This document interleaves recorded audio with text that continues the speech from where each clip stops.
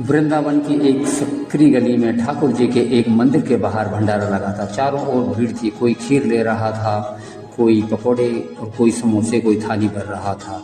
उसी भीड़ में एक संत खड़े थे। वहाँ एक कोने में ये सब खड़े होकर सब कुछ शांत भाव से देख रहे थे। तभी एक युवक जो पहली बार यात्रा पर आया था उनके पास आया और बोला, बाबा ये सब कुछ खा रहे हैं, खीर भी खा रहे हैं, पकौड़ा भी, क्या मैं ये प्रसाद ले लूँ? संत मुस्कुराए, पर उनकी मुस्कुरान करुणा में चेतावनी थी।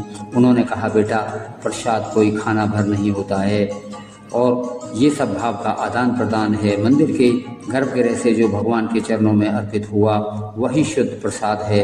उसे लो और श्रद्धा से उसे बाहर खाइए। जो कलियों में भावनात्मक और दिखाई दे बांटा जा रहा है वो केवल स्वाद है, पुण्य नहीं है। युवक थोड़ा चौंका। बाबा सेवा करना चाहते हैं, बांटना तो पुण्य है न। कोई संत बोले, बाबा जो बांट रहा है उसका पाप कटता है, लेकिन जो खा रहा है यदि वह विवेक नहीं रखता है तो उसके पुण्य नहीं हो सकते।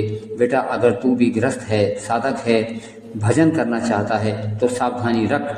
बाहर का हर दिया गया पदार्थ ना खा, हर बात का भान रख।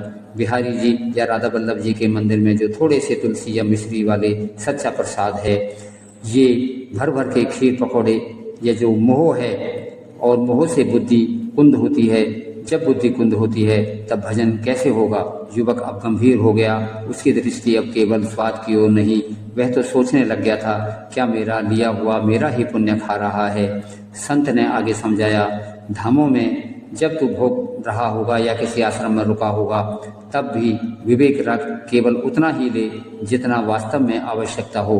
और याद रख, कहीं पर भी फ्री में पानी भी अगर मिले तो उसके बदले में कुछ अर्पण कर देना, चाहे 2 रुपये ही वहाँ पर रख देना, अच्छा होगा। यह आदान प्रदान की मर्यादा है, यह श्रद्धा है, यह तिरस्कार नहीं, सम्मान है भगवान की ओर। अपने पुण्य के युवक की आंखें अब खुल चुकी थी कि कृतज्ञता की ओर नई भीख में। अब वह समय था कि प्रसाद केवल खाना नहीं है और यह एक काल्पनिक निर्णय है, यह भावनात्मक नहीं आध्यात्मिक है।